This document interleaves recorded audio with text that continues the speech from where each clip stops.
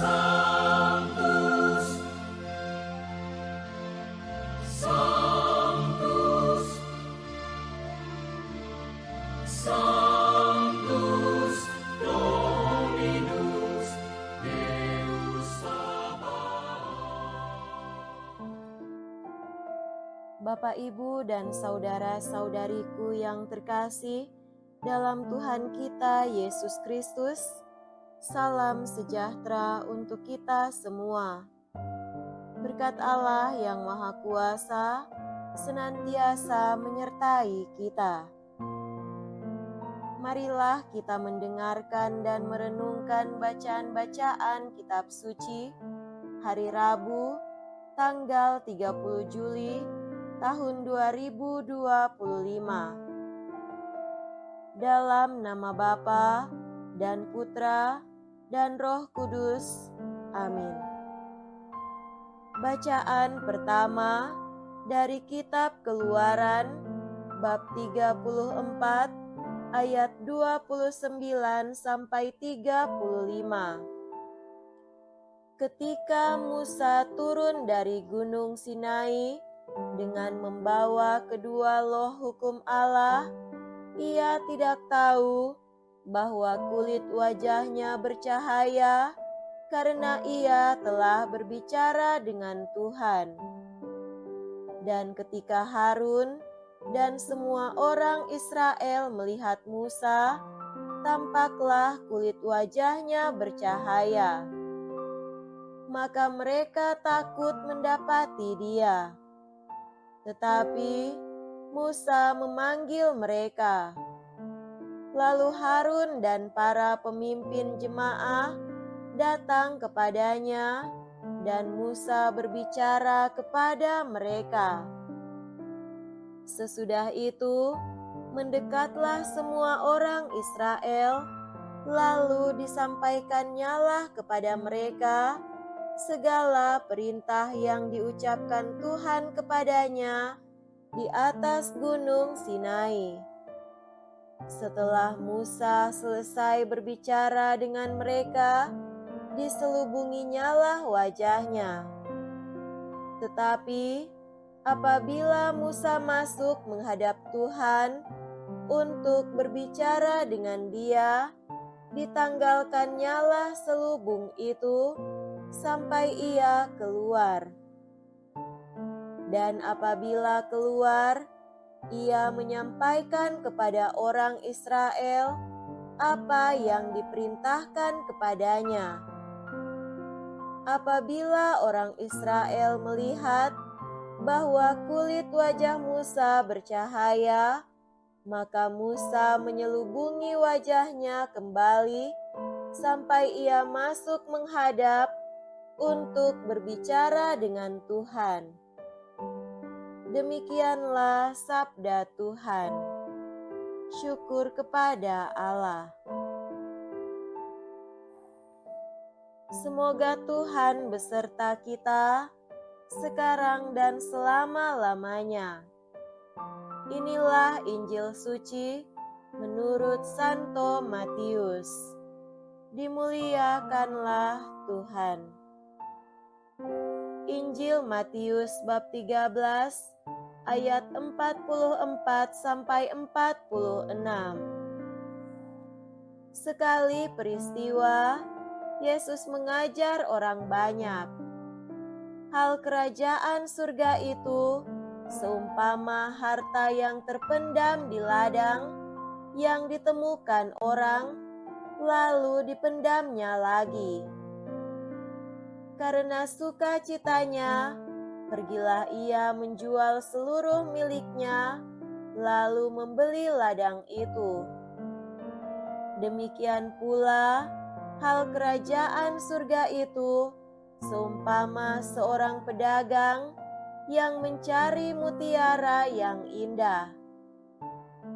Setelah ditemukannya mutiara yang sangat berharga, ia pun pergi menjual seluruh miliknya, lalu membeli mutiara itu. Demikianlah sabda Tuhan. Terpujilah Kristus. Saudara-saudariku yang terkasih dalam Tuhan kita Yesus Kristus, tema renungan kita pada hari ini adalah iman yang hidup. Ada seorang pemuda yang mengalami kecelakaan bermotor pada tanggal 3 Oktober 2004. Sebelum kecelakaan, hidupnya berantakan, penuh dengan sakit hati, benci, dendam, dan berfoya-foya menikmati hidup. Namun, kecelakaan itu mengubah hidupnya. Menurut kesaksian dari keluarga di rumah sakit, sebetulnya ia sudah meninggal dunia. Tetapi keajaiban terjadi, ia masih diberi kesempatan untuk hidup. Ketika mendengar kesaksian itu, sang pemuda banyak merenung sehingga memutuskan untuk memperbaiki hidupnya dalam Tuhan.